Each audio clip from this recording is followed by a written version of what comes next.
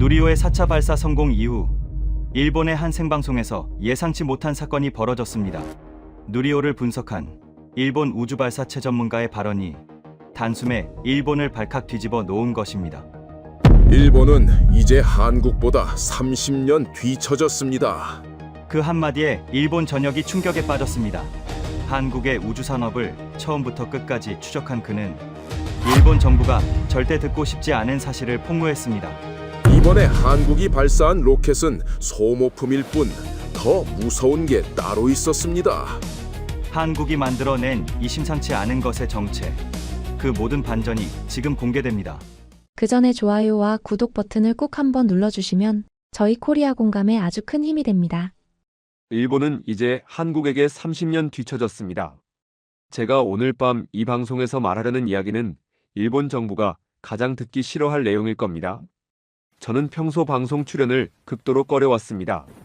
하지만 한국의 이번 누리호 4차 발사를 보고 나서는 더 이상 침묵할 수 없었습니다. 진행자가 카메라를 응시하며 말했어요. 시청자 여러분, 중국과의 갈등이 계속 악화되고 있습니다. 중국 정부는 우리 총리 발언에 집요한 경제 보복을 이어가고 있어요. 저는 속으로 생각했습니다. 당신들이 정말 걱정해야 할 건 중국이 아니다.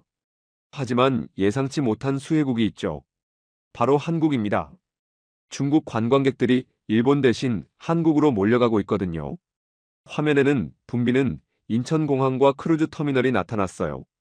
그런데 한국 상황도 참 아이러니해요. 한국의 원화 가치가 폭락하자 한국인들이 달러와 금 사재기에 나섰다는 보도가 연일 나오고 있습니다. 패닉 바잉이죠. 진행자가 씁쓸한 미소를 지으며 계속했어요.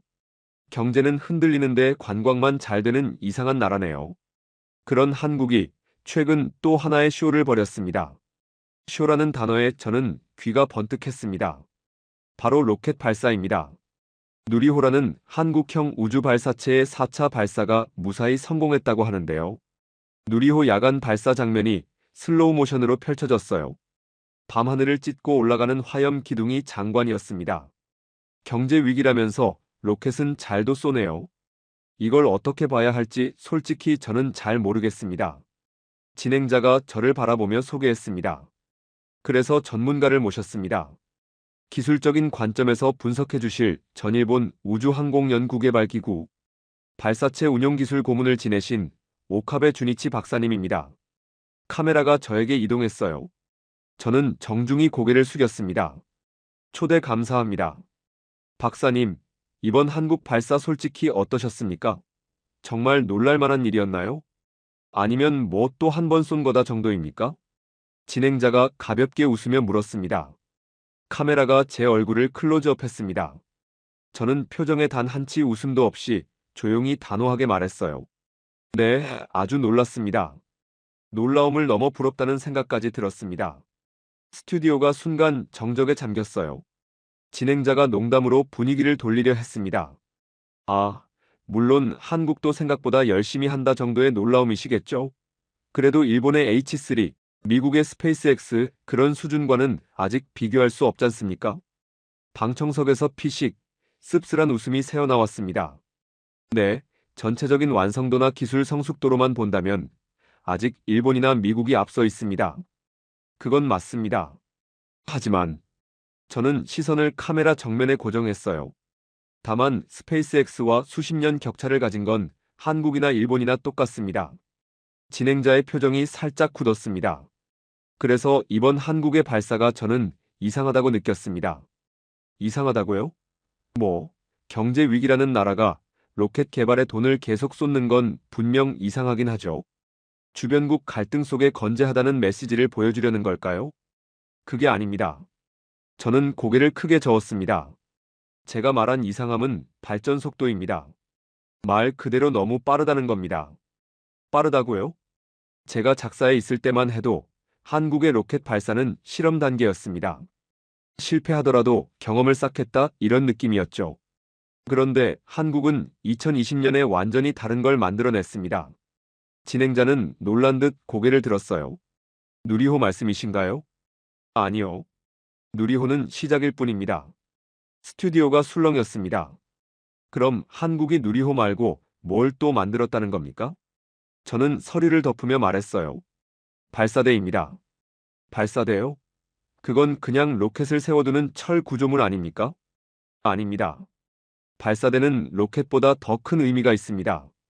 그리고 한국의 발사대는 일본을 30년 전으로 후퇴시켰습니다. 방청석에서 작은 탄식이 터졌어요. 참고로 한국의 발사대는 우리의 발사대와 목적이 다른 구조물입니다. 카메라가 저에게 집중됐습니다. 저는 잠시 진행자를 바라보다가 보고서를 천천히 접었어요. 진행자가 의아한 표정으로 물었습니다. 내 발사대의 목적이 다르다니요? 한국은 우주산업의 후발주자입니다. 어떤 다른 목적을 가질 틈이라도 있을까요? 저는 입을 열기 전 짧은 숨을 쉬었습니다. 일단 한국의 발사대에 대해 단 한마디로 말씀드리겠습니다. 스튜디오 전체가 조용해졌어요. 한국 발사대는 지금 지구에서 가장 새로운 기술로 만들어진 발사대입니다. 진행자가 깜짝 놀라 몸을 앞으로 당겼습니다. 아이러니하게 들리시겠지만 한국은 늦게 시작한 게 오히려 이득이 됐어요. 우리 일본은 1980년대에 설계한 발사대를 수십 년 동안 덕지덕지 개조해가며 쓰고 있습니다. 미국도 상황은 비슷해요. 아폴로 계획이 진행되던 1960년대 시설을 보수하며 사용하는 곳도 많죠. 진행자 얼굴이 굳어갔습니다. 방청석에서 헛기침 소리가 났어요.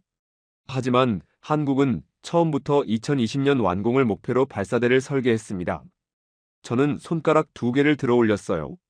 우리나 미국이 가진 발사대는 말하자면 옛날 집을 리모델링하는 개념입니다. 겉은 좋아 보이지만 구조 자체는 오래됐어요. 반면 한국은 처음부터 최신 산업 기준으로 새로 지은 건물입니다. 전기 유체 안전 통제 시스템이 모든 부분에서 구식과 신식의 차이를 그대로 보여줍니다. 로켓만 놓고 보면 일본, 미국, 유럽이 여전히 앞서 있습니다. 그러나 발사대 기술만큼은 한국이 현재 최정상급입니다. 이건 부정할 수 없어요. 진행자가 말을 잃었습니다. 우리 일본은 40년 전 기준, 미국은 60년 전 기준으로 만들어진 발사대에 계속 기술을 얻는 방식으로 운영해왔습니다. 그런데 한국은 부품 설계 운용 시스템을 전부 2020년대 산업 인프라에 맞춰 처음부터 조립했어요. 저는 보고서를 가볍게 두드렸습니다. 늦게 시작한 나라가 최신 기술을 그대로 가져갈 수 있게 된 겁니다. 진행자가 조용히 숨을 들이쉬었어요. 박사님, 정말 한국이 그렇게 앞서 있다고 보십니까? 네, 적어도 발사대 설계 자동화 통제 기술은 한국이 지금 세계 최전선에 서 있습니다. 이건 감정이 아니라 기술자가 데이터를 보고 내린 결론입니다. 카메라가 천천히 줌인했어요. 저의 멘트가 스튜디오에 메아리 쳤습니다. 한국이 제일 늦게 뛰어들었는데 제일 먼저 도착했습니다. 우리가 쌓아올린 40년의 구조물을 한국은 단 5년 만에 뛰어넘었어요. 진행자가 저를 바라보며 반박하기 시작했어요. 박사님, 그런데 말이죠. 저는 요즘 것보다 옛날 물건이 더 튼튼하다고 믿는 사람입니다. 사람이든 물건이든 요즘 것들은 유약하죠. 무르단 말입니다. 진행자가 마치 시청자 편에 선 듯한 톤으로 계속했습니다. 수십 년 동안 단점을 고치고 또 개조하고 문제점을 잡아낸 발사대가 어찌 갑자기 뒤처졌다는 말이 됩니까? 오래된 건 그만큼 검증됐다는 뜻 아닙니까? 제작진 표정이 미묘해졌고 방청석에서도 불편한 기류가 스쳤어요. 그러나 저는 흔들리지 않았습니다. 오히려 더 날카롭게, 더 확신에 찬 눈빛으로 진행자를 응시했습니다. 진행자님, 저는 그 오래된 발사대를 30년 동안 옆에서 지켜본 사람입니다. 새로운 걸 무조건 칭찬하기 위해 일본 것을 폄하하려는 게 아니에요. 잠시 책상을 손가락으로 두드리며 이어갔습니다. 일본도 자동화했습니다. 그러나 그것은 옛 설계에 얹은 자동화예요. 우리 발사대도 자동화 비율이 90% 수준입니다. 사람 손을 최소화했고 여러 장점을 갖고 있어요. 그러나 그 자동화는 80년대 설계 위에 올라간 자동화입니다. 설계 철학 자체가 다르죠. 진행자의 얼굴에서 웃음이 사라졌습니다. 한국 발사대는 스마트폰 시대에 태어난 발사대입니다. 밸브, 센서, 제어 장치, 유체 라인, 안전 시스템, 점화 시퀀스 모든 장치가 사물 인터넷 기반으로 디지털 통합되어 있어요. 진행자가 끼어들었습니다. 박사님, 그런 기술이 정말 그렇게 대단한 겁니까? 우리도 충분히 만들 수 있는 기술 아닙니까? 저는 냉정하게 대답했어요. 만들 수 있다는 것과 실제로 만드는 것은 다릅니다. 우리는 기존 시스템에 얽매여서 근본적인 변화를 할 수 없었어요. 한국 발사대는 버튼 하나로 움직이는 구조가 아닙니다. 발사대 전체가 하나의 생명체처럼 상호작용해요. 온도, 압력, 유량, 전기 신호, 안전 감지, 수백 가지 데이터를 실시간으로 서로 주고받습니다. 예를 들어 엔진에서 이상 징후가 감지되면 0.1초 만에 전체 시스템이 반응합니다. 연료 공급을 조절하고 냉각 시스템을 가동하고 비상 대응 프로토콜을 실행해요. 사람의 개입 없이 스스로 판단하고 대응하는 겁니다. 진행자가 놀란 표정을 지었어요. 이건 개조해서 만들 수 없습니다. 저는 단호한 목소리로 말했어요. 기존 발사대를 아무리 고쳐도 한국처럼 만들 수 없습니다. 왜냐하면 한국은 설계 단계부터 그런 구조를 염두에 두고 만든 반면 우리는 붙이는 방식으로 변화해왔기 때문입니다. 마치 목조 건물에 철근 콘크리트 기둥을 세우려는 것과 같아요. 겉보기엔 보강이 되는 것 같지만 근본적인 한계는 극복할 수 없죠. 카메라가 진행자의 굳은 얼굴을 잡았어요. 저는 조용히 말했습니다.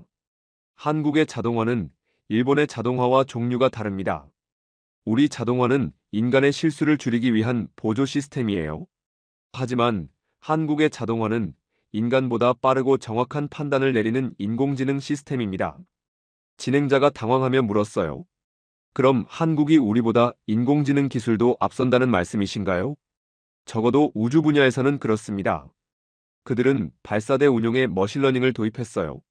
수천 번의 시뮬레이션 데이터를 학습해서 최적의 발사 조건을 스스로 찾아내는 시스템을 구축했습니다.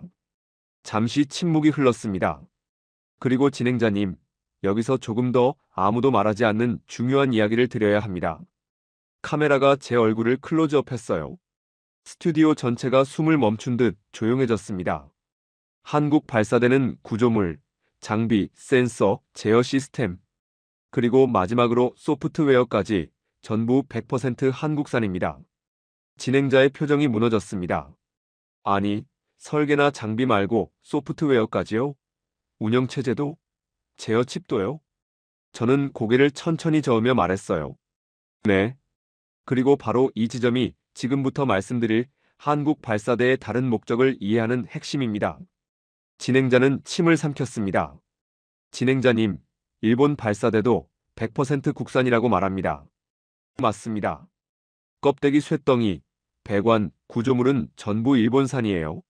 하지만 문제는 발사대의 뇌입니다. 운영체제, 정밀 제어 칩셋, 계측 장비, 안전 감지 모듈 일본은 미국과의 신뢰를 바탕으로 미국산 운영체제와 칩셋, 글로벌 표준 장비를 섞어 썼습니다. 우리는 동맹국이니까요. 진행자의 표정이 복잡해졌어요. 하지만 한국은 달랐습니다. 그들은 발사대를 만들면서 전략적 결벽증이 있는 나라처럼 행동했어요. 결벽증이요? 네. 센서 하나, 밸브 하나, 점화 알고리즘 한 줄, 발사. 통제 소프트웨어까지 전부 메이드 인 코리아로 채웠습니다. 저는 잠시 멈추고 더 구체적으로 설명했어요. 한국은 심지어 발사대에 쓰이는 볼트 하나까지 국산으로 만들었습니다. 외국산 부품이 들어가면 나중에 문제가 생길 수 있다는 판단에서였죠. 카메라가 제 손짓을 따라갔어요. 이건 무슨 뜻이냐면 일본의 100%는 평화로운 100%입니다. 하지만 한국의 100%는 누구도 끊을 수 없는 100%예요. 스튜디오가 굳었습니다. 미국이 운영체제 지원을 끊어도, 칩셋 공급을 중단해도, 국제 규제가 바뀌어도 한국 발사대는 한국 코드로, 한국 칩으로, 한국 시스템으로 그냥 계속 움직입니다. 진행자가 떨리는 목소리로 물었어요. 그 말은 결국 네. 한국 발사대는 외부가 개입할 여지가 없습니다. 누구의 승인도, 누구의 허락도 필요 없어요. 저는 폭탄 같은 문장을 던졌습니다.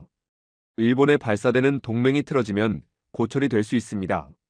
하지만 한국의 발사대는 어떤 국가가 기술을 끊어도 멈추지 않도록 설계되어 있어요. 외부 의존도가 0에 가깝습니다. 제가 말한 다른 목적이 바로 그겁니다. 진행자가 조심스럽게 물었습니다. 박사님, 한국이 어디에서 지원받을 능력이 부족해서 혼자 발사대를 만들었고, 그래서 외부 의존 없이 운용 가능하다는 건 알겠습니다. 그래서 대체 그게 무슨 목적을 가졌다는 거죠? 저는 잠시 망설이며 말했어요.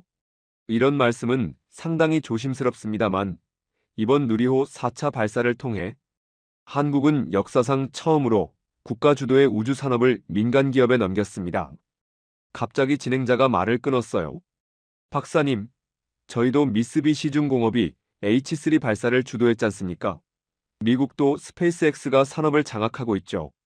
세계적인 추세에 한국이 올라타려는 것뿐 아닌가요? 진행자님, 제 말을 더 들어보시죠. 한국의 이번 발사를 주도한 그 민간 기업은 한국군의 미사일을 만드는 기업, 한화에어로스페이스입니다. 전 세계를 상대로 자주포를 팔고 전투기 엔진을 파는 기업이에요. 전쟁터에 쓰이는 무기를 만드는 회사란 거죠. 저는 잠시 멈추고 강조했습니다. 그 회사가 한국의 누리호 발사를 주도했습니다. 그들의 주도하에 우주에 쏘아 올릴 발사체를 만들었단 거죠. 진행자의 눈이 휘둥그레졌어요. 그럼 말씀하신 다른 목적이란 건 군사적 함의를 뜻하시는 건가요? 저는 그냥 현재 상황에 대한 분석을 말씀드릴 뿐입니다. 사실 방산기업과 우주산업은 밀접한 연관이 있어요. 마치 인터넷과 같습니다. 인터넷도 탄생은 군사적인 목적에 의해 탄생되었고, 현대사회에선 더 넓은 목적으로 사용되고 있죠. 우주산업도 같은 맥락으로 볼 수 있습니다. 저는 계속 설명했어요. 위성을 쏘아 올리는 우주 발사체나 무기로 사용되는 미사일이나 같은 결이기에 한국의 방산기업이 맡게 된 것도 이상한 것까진 아닙니다. 일본도 작사로부터 우주산업을 이관받은 미쓰비시중공업도 자위대의 방어용 무기를 생산하고 있어요. 다만 미쓰비시중공업은 무기를 주력으로 만드는 방산기업은 아니죠. 본업은 에어컨과 가스터빈을 만들고 배를 만드는 회사입니다. 일본 그 자체와도 같은 거대한 기업이죠. 한국의 한화에어로스페이스는 완전한 방산기업입니다. 저는 잠시 숨을 고르며 말했어요. 물론 여기까진 그렇다 칠 수 있습니다. 하지만 진행자님, 만드는 사람의 DNA가 다르면 나오는 물건도 달라집니다. 겉으로 보면 비슷해 보일 수 있습니다. 하지만 설계 철학이 완전 다르죠. 저는 손가락으로 책상을 한번 두드렸어요. 일본의 로켓은 철저히 상업용입니다. 일본은 우주 산업에서 효율성과 비용 절감을 가장 먼저 고려했어요. H3 개발의 목표도 그거였습니다. 그래서 과거처럼 일본산 전용 부품만 쓰는 시대는 이미 끝났어요. 저는 잠시 멈추고 설명했습니다.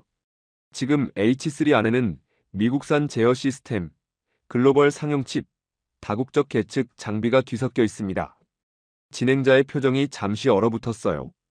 웃기게 들리실지 모르겠지만 H3 로켓의 일부 구성품은 전기차나 산업용 장비에 쓰이는 상용 부품에서 가져옵니다. 목표가 저렴한 우주 트럭이었으니까요. 진행자가 작게 중얼거렸습니다. 상업용 로켓. 맞습니다. 일본이 만든 건 100% 상업용 로켓입니다. 저는 이어서 말했어요. 하지만 한국은 완전히 독립된 폐쇄형 체계를 만들었습니다. 한국은 빌릴 수 있는 건 빌려라라는 발상이 애초에 없었어요.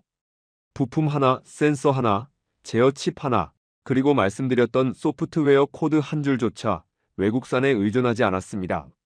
진행자가 목소리를 낮추며 물었어요. 그럼 그 말은 결국, 저는 카메라를 응시하며 폭탄처럼 말했습니다. 한국은 외부가 개입할 틈이 1%도 없는 완전 폐쇄형 발사 인프라를 만들었어요. 일본은 동맹국과 협력하는 구조 속에서 상업적 효율을 위해 여러 나라의 기술을 섞을 수밖에 없었습니다. 반면 한국은 오롯이 한국 안에서 한국 기술만으로 모든 것을 구축했어요. 저는 잠시 말을 멈추고 진행자를 바라봤습니다. 이 차이가 어찌 보면 소름 끼치는 지점입니다. 외부의 견제나 협력 없이도 독립적으로 운영할 수 있다는 건 반대로 말하면 국제적인 통제나 감시에서도 자유롭다는 뜻이거든요. 스튜디오가 다시 정적에 잠겼어요. 진행자가 조심스럽게 그러나 따져 물었습니다. 박사님, 그럼 한국의 누리호가 군사용 무기로 전환될 가능성이 있다는 뜻입니까? 저는 단호하게 고개를 저었어요. 아닙니다. 제가 말하고 싶은 건 무기다라는 단정이 아니라 그런 시나리오가 가능해지는 구조라는 뜻입니다. 스튜디오가 조용해졌습니다.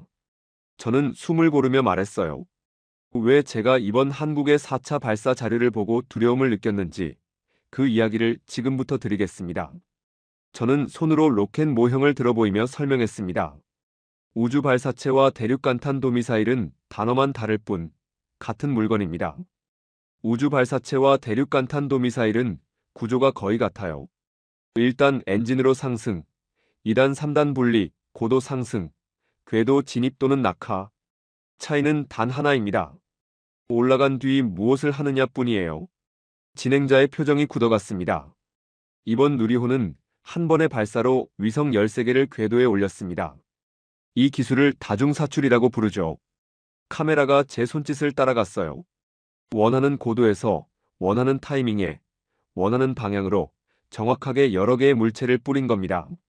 이게 바로 대륙간탄 도미사일 기술의 정점인 다탄 두 각계 목표 재돌입체와 거의 같은 원리입니다. 진행자가 숨을 들이쉬었습니다. 머브라고도 불리우는 대륙간탄 도미사일의 최첨단 기술은 한 발의 미사일에서 여러 탄두가 분리돼 각자 목표 지점으로 떨어지는 기술입니다. 이걸 다탄두라고 하죠. 저는 손가락으로 여러 갈래를 표현했어요. 누리호가 이번에 한 일은 바로 그 다탄두 기술의 우주 버전입니다. 위성 13개를 지정된 좌표에 정확하게 뿌렸어요. 무서운 건 이걸 한국이 4차 발사만에 해냈다는 점입니다. 저는 목소리를 낮추며 말했습니다.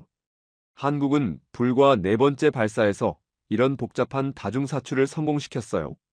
이 속도는 저 같은 기술자에게는 비정상적입니다. 스튜디오는 점점 더 긴장감에 잠겼습니다. 저는 천천히 책상을 두드렸어요. 누리호 4차 발사 이후 한국이 다음 단계로 대기권 재진입 기술을 시험한다면 진행자가 고개를 바짝 들었습니다. 그건 한국이 지구로 돌아올 무언가를 이미 염두에 두고 있다는 뜻이에요. 박사님, 그 말은 결국 네, 제가 두려움을 느낀 이유입니다. 한국은 지금 우주기술과 대륙간탄도미사일 기술의 경계선을 정면으로 건드리고 있어요. 저는 잠시 침묵한 후 더 충격적인 이야기를 꺼냈습니다. 솔직히 말씀드리면 저는 이번 누리호 발사에서 로켓이나 발사대보다 한국이 우주에 뿌린 1개의 중형 위성과 12개의 큐브 위성이 더 눈길을 끌었습니다. 진행자 표정에 긴장감이 스쳤어요. 위성이요? 네, 특히 큐브 위성이라는 것은 원래 각국 대학들이 간단한 실험을 하기 위해 쓰는 연습용 도구입니다. 카메라 테스트, 온도 분석, 센서 실험 이런 수준이죠. 저는 방청석을 천천히 둘러봤습니다. 그런데 한국이 올린 큐브 위성들은 레벨이 다릅니다. 간단한 실험을 넘어서는 특별한 기술들이 들어있었어요. 저는 문서를 한 장 꺼내 책상 위에 놓았습니다. 카이스트 대학교는 K-히어로라는 큐브 위성을 올렸습니다. 여기엔 홀 추력기라는 장치가 달려 있어요. 진행자가 눈을 크게 떴습니다. 보통 큐브 위성은 움직일 수 없습니다. 그냥 궤도만 돌죠. 그런데 한국의 이 위성은 스스로 움직여요. 궤도를 바꿀 수 있고 기동을 할 수 있다는 뜻입니다. 카메라가 제 손을 클로즈업했어요. 이런 기능을 가진 큐브 위성은 상대 위성 근처로 접근하거나 공격적 기동까지 가능한 수준입니다. 진행자의 표정이 딱딱하게 굳었습니다. 서울대학교는 2개의 쌍둥이 큐브 위성을 만들었습니다. 이 두 위성이 무엇을 하느냐? 저는 엄지와 검지를 맞붙이며 말했어요. 궤도에서 서로 도킹, 즉 결합하는 기술을 시험합니다. 진행자가 혼잣말처럼 중얼거렸습니다. 우주에서 서로 붙는다고요? 맞습니다. 이는 우주에서의 기동, 접근, 결합 기술을 의미해요. 그리고 저는 아주 조용히 핵폭탄 같은 말을 던졌습니다. 이 기술은 우주전 기술의 토대가 될 수 있는 상당히 민감한 기술입니다. 만약 한국이 원한다면 이론적으로는 상대 위성 근처까지 접근해서 감시나 교란에 가까운 행동도 가능해질 수 있다는 뜻입니다. 스튜디오가 숨조차 쉬지 않았습니다. 저는 종이를 덮었어요. 한국이 이번 발사에서 보여준 건 13개의 과학 실험이 아닙니다. 겉으로는 과학 실험입니다. 맞아요. 하지만 위성을 기동시키는 기술, 도킹하는 기술, 근접 접근 기술, 이 모든 것은 우주전의 핵심 기술입니다. 한국은 이번 발사에서 단순히 로켓을 쏜 것이 아니라 13개의 잠재적인 플랫폼을 궤도에 올렸어요. 진행자와 방청석에서 탄식이 터졌습니다. 진행자가 거의 속삭이듯 물었어요. 박사님, 그 말은 결국... 저는 확신에 찬 목소리로 말했습니다. 네. 한국은 지금 우주에서조차 상대의 눈과 귀를 끊을 수 있는 능력을 아주 조용히 그리고 정확히 쌓아가고 있습니다. 진행자가 당황한 표정으로 물었어요. 박사님, 그런데 이런 기술들이 실제로 군사적 목적으로 사용될 가능성은 얼마나 됩니까? 저는 신중하게 대답했습니다. 기술 자체는 이중 용도예요. 민간용으로도 군사용으로도 쓸 수 있습니다. 하지만 한국이 보여준 기술 조합은 우연이라고 보기에는 너무 체계적이에요. 저는 천천히 말문을 열었습니다.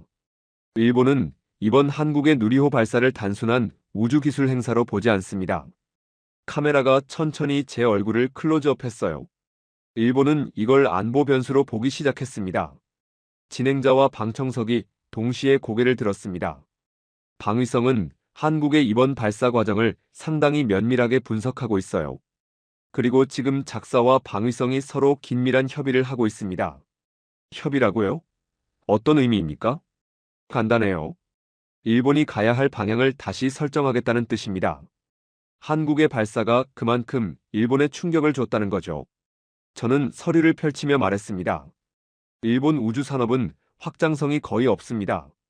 예산은 줄고 정치권의 관심은 식었고 민간 기업의 발사체는 4번 중 3번이 실패했어요. 진행자의 표정이 싸늘하게 굳었습니다. 반면 한국은 후발주자답지 않은 속도로 움직이고 있습니다. 저는 진심 어린 톤으로 말했어요. 한국은 후발주자입니다. 그런데 자료를 보면 저는 한 가지 느낌을 받아요. 저는 손을 가슴에 올려놓았습니다. 말 그대로 버티는 힘입니다. 밤늦게까지 불 꺼지지 않는 연구동, 주말에도 돌아가는 시험장, 그런 모습이 자료 곳곳에 보여요. 한국은 국가를 위해, 뒤처지지 않기 위해 어떤 대가를 치르더라도 앞으로 나가겠다는 의지가 기술 곳곳에 살아있습니다. 진행자가 씁쓸하게 말했어요. 그렇군요. 제가 이 말을 꺼내면 아마 오늘 이후로 이 방송에 다시는 초대받지 못하겠죠. 저는 차분하지만 냉정하게 말했습니다. 일본은 지금 가라앉고 있어요. 우수한 인재들은 미국과 중국으로 유출되고 정부는 우주 예산을 삭감하고 민간 기술은 실패를 반복하고 국민은 관심조차 없습니다. 저는 고개를 숙였다가 다시 들었어요. 한국이 대단한 게 아닙니다. 우리가 뒤처지고 있는 겁니다. 스튜디오가 절대적인 정적에 빠졌습니다. 진행자는 숨을 들이쉬었어요. 박사님, 그런 말씀을 방송에서 하시는 건... 저는 말을 끊으며 답했습니다. 예. 저도 이런 말을 공개적으로 하기가 정말 어려워요. 저는 잠시 숨을 고른 후 스튜디오를 천천히 둘러봤습니다. 하지만 냉정하게 말해야 합니다. 일본은 이제 변해야 해요. 아무것도 하지 않으면서 한국을 따라잡겠다는 건 허상입니다. 카메라가 제 눈빛을 클로즈업했어요. 저는 잠시 눈을 감고 과거를 떠올렸습니다. 제가 작사에 근무할 때만 해도 온 국민이 로켓 발사에 열광했습니다. 일본 최고의 공학 인재들은 이곳에서 일하는 걸 목표로 했죠. 도쿄대학교 공학부 졸업생들이 줄을 서서 작사문을 두드렸어요. 그들에게 작사는 꿈의 직장이었습니다. 진행자가 조용히 듣고 있었어요. 연구진들은 프로젝트의 성공을 자신의 성공으로 생각하며 목숨을 걸었습니다. 밤낮 없이 연구실에서 살다시피 했어요. 가족보다 로켓을 더 사랑한다고 농담할 정도였습니다. 저는 잠시 감정을 추스르며 말했습니다. 모두가 자신의 인생을 우주로 날아갈 로켓에 바쳤어요. 발사 성공하면 함께 울고 실패하면 함께 절망했습니다. 그게 우리가 가졌던 열정이었어요. 스튜디오가 숙연해졌습니다. 발사 당일이면 온 일본이 텔레비전 앞에 앉았습니다. 아이들은 장래 희망으로 우주 비행사를 꿈꾸고 어른들은 일본 기술의 자부심을 느꼈어요. 그런 시대가 있었습니다. 저는 씁쓸하게 웃었어요. 그리고 그때의 기억이 이번 한국의 누리호 발사를 통해 다시 들더군요. 진행자가 놀란 표정을 지었습니다.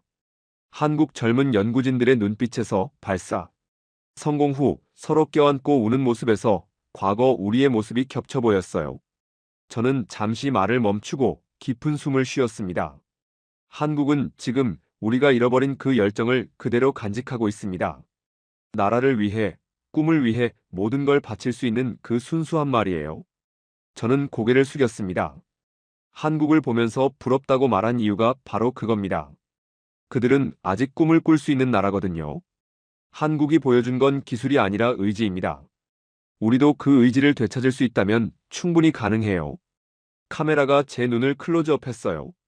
일본은 새로운 총리와 함께 새로운 전략, 새로운 일본으로 다시 태어나야 합니다. 진행자가 조심스럽게 물었어요. 박사님, 구체적으로 어떤 변화가 필요하다고 보시는 건가요? 먼저 인식의 변화가 필요합니다. 우리는 아직도 과거의 영광에 머물러 있어요. 1980년대 일본이 세계 최고였던 시절 말입니다. 하지만 지금은 2025년이에요. 저는 손가락으로 책상을 두드렸습니다. 두 번째는 투자의 변화입니다. 정부가 우주 산업에 대한 예산을 늘려야 하고 민간 기업들도 장기적 관점에서 투자해야 해요. 세 번째는 인재 유출을 막아야 합니다. 우리의 젊은 과학자들이 왜 해외로 떠나는지 진지하게 고민해 봐야 해요. 진행자가 고개를 끄덕였습니다. 마지막으로 가장 중요한 건 국민의식의 변화입니다. 우주 개발이 단순한 과학 실험이 아니라 국가 안보와 직결된 문제라는 인식이 필요해요. 저는 단호하게 말했습니다. 이 모든 변화가 없다면 일본은, 한국은 물론 다른 아시아 국가들에게도 뒤처질 수밖에 없습니다. 진행자가 여전히 납득하기 힘들다는 표정으로 물었습니다. 박사님, 그래도 냉정하게 기술력만 보면 아직 일본 H3가 앞서 있지 않습니까? 한국이 아무리 빨라도 결국 후발주자일 뿐인데요. 저는 고개를 끄덕이며 씁쓸하게 웃었습니다. 맞습니다. 현재 시점의 기술 완성도는 우리가 위입니다. 하지만 제가 두려운 건 그들이 손에 쥔 자유입니다. 자유라고요? 우리는 기술이 있어도 묶여 있지만 그들은 기술을 완성하자마자 모든 족쇄를 풀었으니까요. 그 차이가 결국 할 수 있는 능력의 차이를 만듭니다. 저는 차분하지만 무겁게 말했습니다. 한국은 이번 발사와 관련해 군사적 목적이라는 말을 단 한 번도 한 적이 없습니다. 잠시 침묵이 흘렀어요. 오늘 제가 이야기한 것도 전부 저의 분석일 뿐입니다. 정확한 해석이라고 단정할 수도 없어요. 진행자가 작게 숨을 들이쉬었습니다. 하지만 중요한 건 능력입니다. 다만 한국이 할 수 있는 능력을 갖췄다는 것은 부정할 수 없어요. 저는 손가락으로 책상을 천천히 두드렸습니다. 가능한데 안 하는 나라와 애초에 못해서 안 하는 나라는 전혀 다른 국가입니다. 스튜디오가 얼어붙었어요. 우리 일본은 시작부터 미국의 도움을 받아야 했습니다. 미국의 델타 로켓 복제품을 운용하며 기술도, 발사체도, 인프라도 그들의 기준에 맞춰 만들어야 했어요. 우리가 직접 선택한 길이 아니라 허락받은 범위 안에서 움직였던 겁니다. 진행자의 표정이 복잡해졌습니다. 반면 한국은 진짜 아무것도 주어진 게 없었습니다. 저는 잠시 멈추고 깊은 한숨을 쉬었어요. 물론 우리 일본도 전후 평화헌법으로 인해 제약이 있었습니다. 하지만 한국의 상황은 차원이 달랐어요. 저는 손가락을 하나씩 꺾어가며 나열했습니다. 첫째, 연소시험장조차 없었습니다. 2009년 나로우주센터를 러시아 도움으로 겨우 완성했는데 그것도 한국 기술자들은 구경만 할 수 있었어요. 둘째, 협력업체 생태계가 전무했습니다. 로켓 엔진의 터보펌프 하나만 해도 초정밀 가공이 필요한데 그런 기술을 가진 업체가 없었거든요. 진행자가 끼어들었어요. 그럼 한국은 모든 부품을 수입해서 조립만 했다는 건가요? 그게 문제였습니다. 핵심 부품들은 아예 판매하지 않았어요. 특히 엔진 제어 시스템, 추진제 분사기, 터보펌프 같은 것들은 기술 유출 우려로 완전히 차단되어 있었습니다. 저는 세 번째 손가락을 꺾었어요. 셋째, 연구 인력의 한계였습니다. 우주공학을 전공할 수 있는 대학도 몇 개 없었고 실무 경험을 쌓을 곳은 더더욱 없었어요. 반면 우리는 1960년대부터 도쿄대학, 교토대학에서 관련 인재를 길러왔죠. 넷째, 시험 설비의 부족이었습니다. 저는 더 구체적으로 설명했어요. 로켓을 만들려면 수백 가지 시험을 해야 합니다. 진동 시험, 열진공 시험, 음향 시험, 전자기 적합성 시험. 이런 장비들은 한 대에 수억 엔씩 하는데 한국에는 거의 없었어요. 다섯째, 소재 기술의 공백이었습니다. 저는 목소리를 낮추며 말했어요. 로켓에는 극한 환경을 견디는 특수 소재들이 들어갑니다. 탄소섬유 복합재, 내열 세라믹, 초고강도 스테인리스 강. 이런 것들을 만들 기술이 전혀 없었거든요. 진행자가 놀라며 물었어요. 그럼 한국이 어떻게 이 모든 걸 해결했습니까? 저는 감탄하며 대답했습니다. 그들은 하나씩 직접 만들어 갔어요. 없으면 개발하고 모르면 배우고 막히면 우회하면서 말이죠. 예를 들어 터보펌프 기술이 없자 자동차 엔진 터보차저를 만들던 회사들을 끌어들였습니다. 원리는 비슷하거든요. 그리고 10년에 걸쳐 서서히 우주용 사양으로 발전시켰어요. 저는 계속해서 설명했습니다. 소재 기술도 마찬가지였습니다. 조선소에서 쓰던 특수강 기술을 응용하고 반도체 산업의 정밀 가공 기술을 접목했죠. 기존 산업의 기술을 우주용으로 업그레이드한 겁니다. 가장 놀라운 건 인재 양성이었어요. 해외 유학을 보내서 선진 기술을 배워오게 하고 돌아와서는 후배들을 키우게 했습니다. 20년간 꾸준히 인재를 축적한 거죠. 저는 감동을 담아 말했습니다. 어떤 나라는 시작선에 서지도 못하는데 한국은 시작선 자체를 직접 만들었습니다. 그것도 하루아침에가 아니라 30년에 걸쳐서 한 걸음씩 차근차근 말이에요. 이게 진짜 무서운 점입니다. 그들은 절대 포기하지 않았어요. 진행자가 조심스레 끼어들었어요. 그래도 알고 보면 일각에서는 러시아가 기술을 넘겨줬다는 말도 있죠. 특히 일단 엔진 기술 같은 경우 말입니다. 저는 잠시 침묵하며 생각에 잠겼습니다. 그 이야기는 정말 복잡한 문제예요. 2000년대 초반 한국이 러시아로부터 RD191 엔진을 도입했던 건 사실입니다. 진행자가 눈을 번뜩이며 끼어들었어요. 그럼 역시 러시아가 핵심 기술을 다 넘겨준 것 아닙니까? 한국의 독자 기술이라고 할 수 있나요? 문제는 그 엔진이 정확히 무엇이었느냐입니다. 러시아는 한국에게 더미 엔진이라고 부르는 것을 줬다고 했어요. 말 그대로 빈 껍데기라는 뜻이죠. 저는 더 자세히 설명했습니다. 하지만 그 더미 엔진이 사실상 완제품이었다는 분석도 있습니다. 러시아가 기술 유출을 우려해서 더미라고 했지만 실제로는 작동하는 엔진이었을 수도 있다는 거죠. 진행자가 추궁하듯 물었어요. 그럼 결국 한국이 러시아 기술을 베낀 것 아닙니까? 그게 단순하지 않아요. 설령 러시아가 완성된 엔진을 줬다고 하더라도 그걸 분해해서 이해하고 자신의 것으로 만드는 것도 엄청난 기술입니다. 저는 구체적인 예를 들었어요. 예를 들어 터보펌프만 해도 초당 3만 번 회전하면서 액체 산소를 펌핑해야 합니다. 이걸 만들려면 정밀 가공 기술, 베어링 기술, 밸런싱 기술이 모두 필요해요. 설계도가 있어도 만들 수 없는 기술들입니다. 더욱이 한국의 누리호 엔진은 러시아 엔진과 구조가 다릅니다. 연소실 형태도 다르고 추진제 분사 방식도 달라요. 완전히 베꼈다면 이런 차이가 생길 수 없죠. 진행자가 여전히 의심스러워하며 물었어요. 그래도 기본 원리나 설계 개념은 러시아에서 배운 것 아닙니까? 물론 도움을 받았을 수도 있습니다. 중요한 건 기술을 받았다 해도 어떻게 발전시키느냐죠. 저는 목소리에 확신을 담아 말했습니다. 한국은 러시아로부터 받은 기술을 단순히 복사한 게 아니라 자신들만의 방식으로 개선하고 발전시켰습니다. 그리고 지금은 러시아 도움 없이도 독자적으로 엔진을 만들 수 있는 능력을 갖췄어요. 진행자가 마지막으로 물었어요. 그럼 한국의 성과를 어떻게 평가해야 할까요? 저는 잠시 생각하고 결정적 문장을 뱉었습니다. 하지만 중요한 건 러시아가 무엇을 줬느냐가 아닙니다. 한국이 지금 스스로 만들 수 있는 나라가 됐다는 사실입니다. 저는 더 강조하며 말했어요.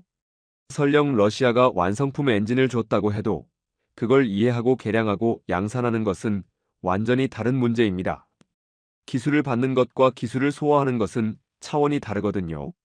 그리고 무엇보다 한국은 이제 러시아 없이도 새로운 엔진을 설계하고 제작할 수 있습니다. 이게 진짜 중요한 거예요. 저는 조용히 그러나 확실하게 결론을 내렸어요. 한국은 이제 어떤 기술적 장벽에도 묶여 있지 않습니다. 발사대 100% 국산화, 통제 소프트웨어 자체 개발, 군사 우주 겸용 인프라 구축, 다탄두급 분산 사출 능력 확보, 고정밀 궤도 삽입 성공. 이 모든 것은 어떤 외부의 승인도 필요 없는 완전한 독립 능력을 의미합니다. 진행자는 말을 잃고 저를 바라봤어요. 카메라가 완전 클로즈업 되었습니다. 저는 조용히 하지만 날카롭게 마지막 말을 했습니다. 한국은 할 수 있는데 안 하는 나라입니다. 우리는 할 수 없기 때문에 안 하는 나라가 되어버렸어요. 저는 마지막 보고서를 천천히 덮었습니다. 그리고 한국은 이제 제한을 잃은 국가가 됐습니다. 진행자가 떨리는 목소리로 물었어요. 박사님, 제한을 잃었다는 게 구체적으로 어떤 의미인가요? 간단합니다.